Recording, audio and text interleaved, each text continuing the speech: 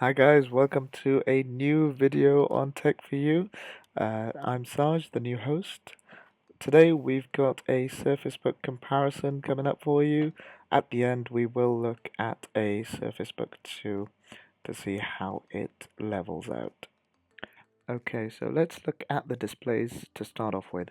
Now, the first generation of the Surface Book only came in one size, and that's a 13.5-inch PixelSense display. The resolution was 3000 by 2000, and the aspect ratio being 3 by 2. The contrast ratio was 1700 to 1, and it was Surface Pen enabled, and the touch was a 10-point multi-touch display.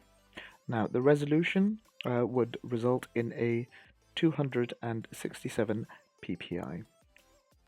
As for the Surface Book 2, you were able to get this in two different variants. One is a 13.5-inch display, the resolution being 3000 by 2000, the aspect ratio being 3 by 2, and the contrast ratio was slightly lower at 1600 to 1. Now, the Surface Book 2 15-inch came with a resolution of 3240 by 2160, and that was a 3 by 2 aspect ratio at the same contrast ratio of 1600 to 1.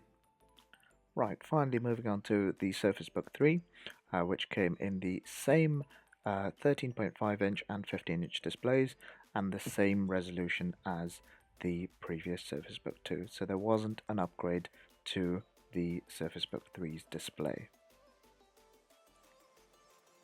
Now let's talk about memory. Now, the Surface Book 1 was only available in 8 or 16 gig RAM configurations. For the Surface Book 2, there are two options that you could have gotten. Now, if you had bought the 13.5-inch display, it could have an 8 or a 16 gig RAM option, whereas the Surface Book 2 only came with a 16 gig RAM configuration. As for the Surface Book 3, you could either have that with an 8 gig RAM option, a 16 gig RAM option, or a 32 gig RAM option. Now, the 13.5-inch display could have 8, 16, or 32, whereas the 15-inch could only be a 16 or a 32 gig RAM. Talking about processors now.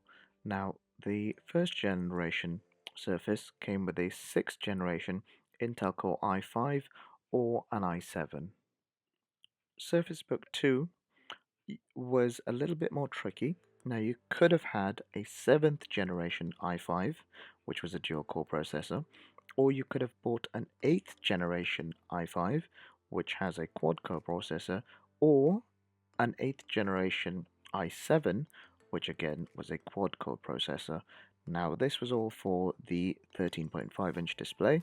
If you bought the 15-inch display, then you would only have the option of either an 8th generation Intel i5, which is the quad core 3.6 GHz Max Turbo Edition, or the 8th generation Core i7, which was a 4.2 GHz Max Turbo Edition. As for Surface Book 3, the 13.5-inch display got a 10th generation quad core i5 or a 10th generation i7, which was also a quad core processor.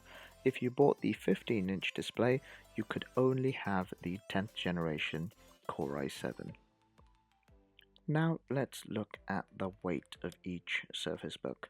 Now, the Surface Book 1 could be bought just on its own as the Surface Book, or Surface Book with performance base. The original Surface Book was near about 1.5 kilograms, whereas the Surface Book with a performance base was 1,600 kilograms. With the Surface Book 2, it rather depends on the configuration of the Surface Book. So if you bought the 13.5-inch Intel i5 processor, the weight including the keyboard would be 1,534 grams, whereas if you had bought the i7, then including the keyboard, it would be 1,642 grams. Now, the 15-inch is physically larger, so including the keyboard, it would be 1,905 grams, including the keyboard. As with the Surface Book 2, the Surface Book 3 also depends on the configuration. If you had bought the 13.5-inch i5, that would be 1,534 grams, whereas the i7 was 1,642 grams. Now the 15-inch, with only being the i7, that would be 1,905 grams, including the keyboard. Now let's look at the graphics performance of each one. The Surface Book 1, if you had bought it with the i5, it would have the Intel HD Graphics 520. Now, if you had configured it, this is either with the i5 or the i7, you could have an NVIDIA GeForce DGPU with 1 gigs of GDDR5 memory. Now, if you had purchased the Surface Book with the performance base and the i7, then you would have the NVIDIA GeForce GTX 965M with 2 gigs of GDDR5 GPU. Let's look at the graphics performance of the Surface Book 2. This is going to be for the 13.5-inch display.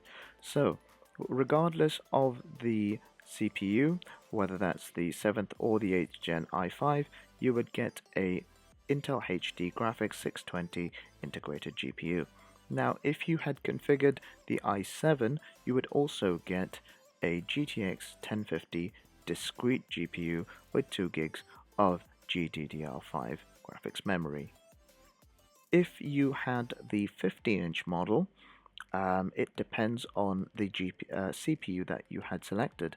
If you had the i5, then you would still have the Intel HD 620 integrated GPU, whereas if you had purchased the i7, then you would have a GTX 1060 integrated GPU with 6 gigabytes of GDDR5 graphics memory. As with the Surface Book 2, the Surface Book 3 also depends on the configuration of the Surface Book. So if you had the 13.5-inch i5 model, you would only get an Intel Iris Plus graphics. If you had the i7, then you would get a NVIDIA GeForce GTX 1650 with Max-Q design. Again, that would be with 6 gigabytes of GDDR5 graphics memory. Now, if you had purchased the 15-inch model with the i7, that would result in you having the NVIDIA GTX 1660 Ti with Max-Q design. That would come with 6 gigabytes of GDDR6 graphics memory. Okay, so the next topic that we're going to look at is the storage. Now, for the Surface Book 1, they all came with SSDs or solid state drives, and your options were 128 GB, 256, 512, or a 1 terabyte SSD. Now let's look at the Surface Book 2. The options available were 256, 512, or a 1 terabyte PCIe SSD. With the Surface Book 3, there were some differences. If you had the 13.5-inch display model, the SSD could only be 256, 512, or a 1 terabyte PCIe SSD, whereas if you had the 15-inch, it would be a 256, 512, or a 2 terabyte PCIe SSD. Now let's look at the connections and expansion slots available on each of the Surface Books. The Surface Book 1 has 2 full-size USB 3.0 ports, a full-size SD card reader, 2 Surface Connect ports, a headphone jack, and a mini display port. The Surface Book 2 has 2 USB-A ports, this is the 3.1 version, and 1 USB-C port, which also has power delivery, which means you can charge your Surface with a USB Type-C charger, a 3.5mm headphone jack, 2 Surface Connect ports, and a full-sized SD card reader. The Surface Book 3 has the exact same number of ports as the Surface Book 2, but the only difference being that the USB-A is version 3.1 Gen 2, and so is the USB-C port. Now let's talk about the Surface Book 2. Now I personally own one. I use it day to day, and here is my review on it. Now, what I think about it is my personal opinion, so please don't take this as fact. Personally, I think that the battery life is a little bit too short, especially when the keyboard case is detached. It just makes it a little bit more difficult for me to just chuck it in my bag and forget about it. The UI is very, very smooth, especially when that keyboard is attached, because you then have that dedicated 10 GTX 1060 graphics card working for you there. Now, the battery life being the issue is not as big as you think because of that power delivery system from the USB-C, so I can just plug in my phone's charger and it's good to go. Let's talk about the keyboard now.